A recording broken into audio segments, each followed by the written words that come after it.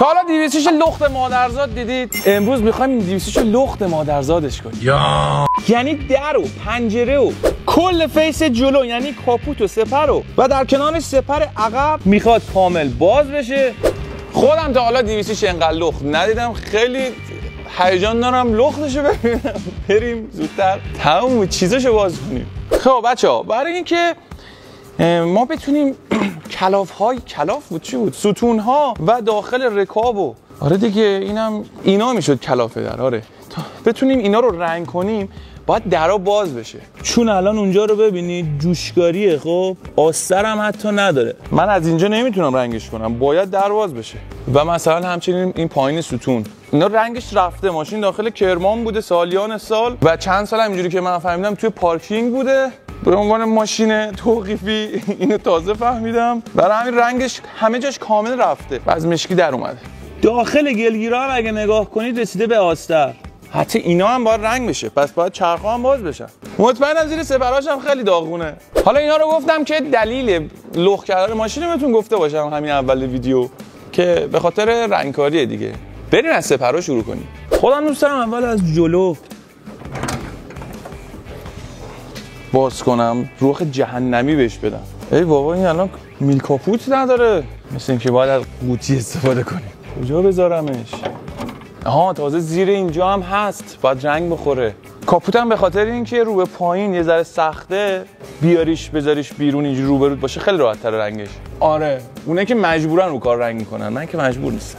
این هم یه نیمچه دلیل دیگه بود گفتم بهتون بگم. خب یه ستاره اینجا میخوره 2 تا 10 اینور اونور، همین سپره به همین وصله. پایینش هم باید قاعدتا به اینجا وصل باشه که وصل نیست، خیلی بازی میکنه.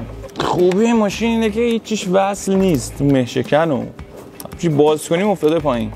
نمیدونم دیگه چه کجاش پیچ داره، ولی باز میکنیم میبینیم. این از ستاره‌ای اینو با این باز کنم بهتره.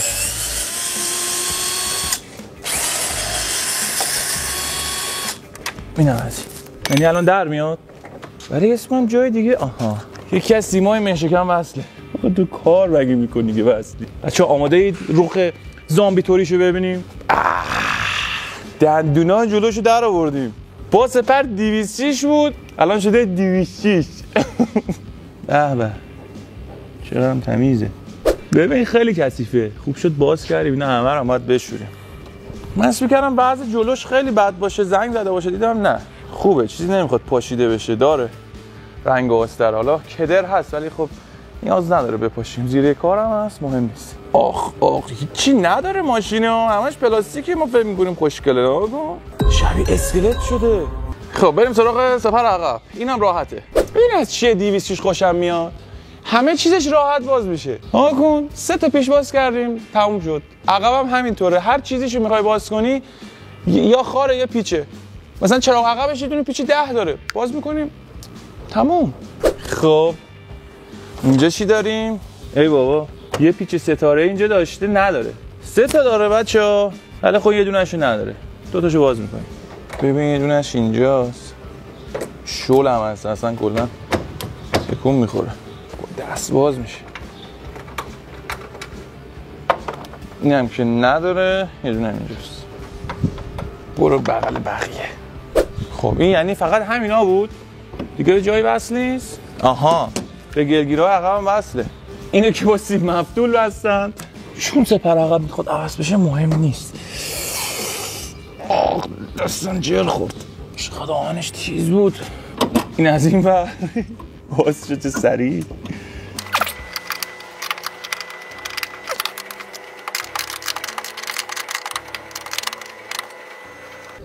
چی وصله؟ اوه یه پیچم پایین داره، یا حسن شکست. این سوکت مهشکن هم هست. این از این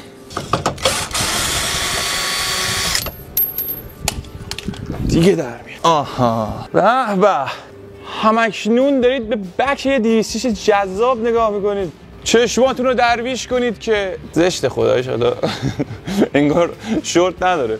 خب اینجا هم وضعش خراب نیست. من فهم کردم خیلی زنگ زدگی داشته باشیم، فقط اگزوزه، بقیه‌اش رنگ و اینا داره. یه ضربه ترافیکی هم اینجا داشته ولی در حدی نبوده که کف صندوق رو خم کنه. خوبه ماشین، بدنه نسبتا سالمی داره نسبت به مدل 81.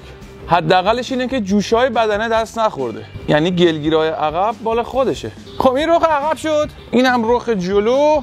الان کاپوت داریم با 4 تا درا که باید باز بشن. مرحله بعد اینا هم خیلی راحتن، یه پیچ اینجا داره ستاره، یه دونه هم اونجا. هر در همین جوریه، سری باز میشه و میاد پایین. برای اینکه تو شلوغی یوتیوب همو گم نکنیم حتما سابسکرایب کن، ویدیو هم لایک کن، از من یه حمایت بشه. بریم بازش کنیم.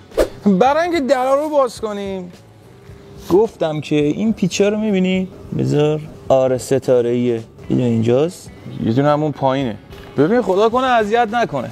یعنی پراید دهن آدمو صاف میکنه. میخوای در رو ریگلاش کنی یا یه ذره این برابرش کنی، همون ماشینی که پشت سره. خب داره باز میشه. باز شد. چه راحت. خب الان یه نفر نباید بگیرش، بچه ها نیافته. اینم باز شد. بذار من پیچه رو بذارم اینجا. هی تو هم در بیاد دیگه. پس در الان وضعش رو چیه؟ چه راحت. فقط حواسم نبود، اول باید این فیشش رو میکشیدم. این تموم شد. او نه، قفل چیزم داره. اینها قفل در چیه؟ این هم ستاره میخوره.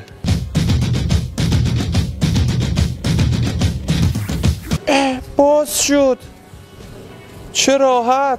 خدایش به این راحتی بود. یه دفعه پراید رو میخواستم باز کنم، یعنی صاف شدم. یادتونه اینو جوش دادم درش و پیچش باز نمیشد، یعنی جوشم داده بودم از قبلی. خب جاچارم نداشت. بذاریمش اینجا. این الان لبه های پایینش خوب رنگش نکردم، باید چیز نرم زیرش باشه، مثلا یه قالیچه خوشگل. سنگینه. خب بریم سراغ در عقب. یک دونه پیچ، دو دونه پیچ. این هم از ترمز در. ترمز بود بچه‌ها میگفتن قفل در، اسمش رو یادم رفت. و به همین راحتی. اینم بذاریم پیش دوستش. این فیشش یه ذره جام کرده. باز شد. باز شد.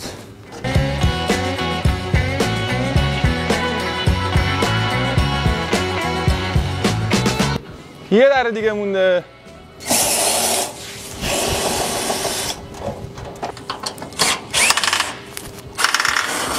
تمام. روخو ببین. عجب چیزی. چقدر داغون ماشین بدون در و پیکر. نگاه کن. رسما به یه اسکلت خالی فقط تبدیل شد. فقط صندوق مونده که اونم دیگه بازش نمی‌کنه. چون میره بالا میشه رنگش کرد. آخ روخو ببین. آدم دلش می‌خواد همینجوری بره بیرون. کاپوت هم اگه باز کنیم که الان بازش می‌کنیم، دیگه کارمون با جدا کردن بدنه این قوطیه. آره کارمون دیگه تموم میشه. ببین اینجا 2 تا پیچ 10 داریم، اون طرف هم همینطور. خدا کنه فقط نیاد تو کلم. اینا کارهای 2 نفریه. خب فعلا که نیاد تو کلم. 2 تا رو باز کنیم. بکنم این 2 تا که دیگه باز بشه بیا کلم. آخه یه بار من سرم خورد تو این کاپوته، یعنی کاپوته خورد تو سرم. شما ندیدید بچه، اون لحظه ویدیو نمیگرفتم، مال اون پرایده بود، داشتم انجین هوندا رو مینداختم روش. موهای این قسمت هم ریخت، انقدر محکم خورد. یا حسین بچه این 2 تا هم باز شد. پایه رو بردارم.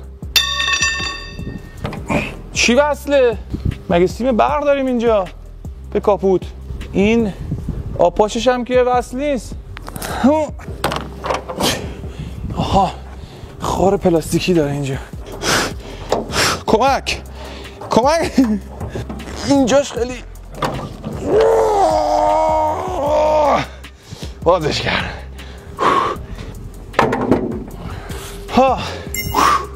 باز شد. بذار یه نما بهتون بدم. کاپوته اونقدر هم سنگین نبود ولی بهش نمیخورد. حالا فکر میکردم سبک باشه. همکنون دارید اسکلت 200 رو میبینید. خیلی دوست دارم یه ماشین اینجوری داشته باشم، بندازمش این بر اون بر، بزنم خورد و خمیرش کنم. و برام مهم نباشه که درست میشه یا نه. خیلی رخ خوفی داره. حالا این ارتفاعش بالاست، فرض کن ذره ارتفاع هم داشته باشه. خب در صورت بچه نگاه کنید اینا باز شد 4 تا درا، سپر عقب، لخت کامل، لخت مادرزاد. پس لطفاً تا اینجا اومدی ویدیو رو لایکش کن. الان می‌دونیم بعد چیکار کنیم؟ بریم یه آب خوشگل بهش بگیریم، تموم اینایی که سابیدیم ببین اینجوریه روش همه رو بشوریم. و همچنین اینا ببین تموم کثیفی‌ها و اینا همه با کار باش بریم بشوریم. شلنگم تا همینجا بیشتر نرسید، خواستم ببرمش بیرون، گفتم ولش کن بذار اینجا، کف اینجا هم شسته میشه. خب از کجا شروع کنیم؟ از همه جا دیگه.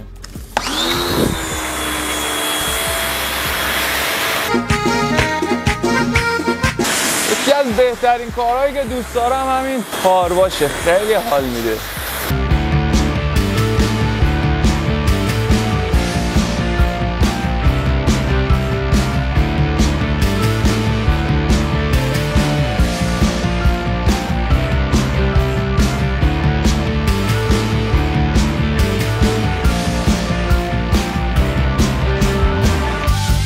خب شستشوی ماشین تموم شد، همه رو شستم، درای دیگه‌ش هم شستم. بریم یه آب بزنیم ته، یعنی کف اتاق رنگ خاک نشسته، برای رنگ باید هیچ خاکی نباشه. زیاد خاک هم نیست، یه آب بگیریم میره. بیشتر گرد رنگ هم هست.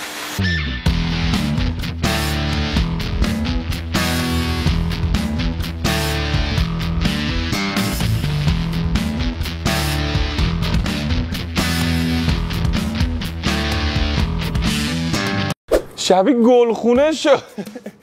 ببین شرجی شد هوا، خیلی گرم شد، رطوبت هوا الان بخار شده، اصلا خیلی عرق کردم. چون لایک کنید حتما ببینید چی شد. بوی حیاط‌های مام بزرگ میده، مام بزرگ ها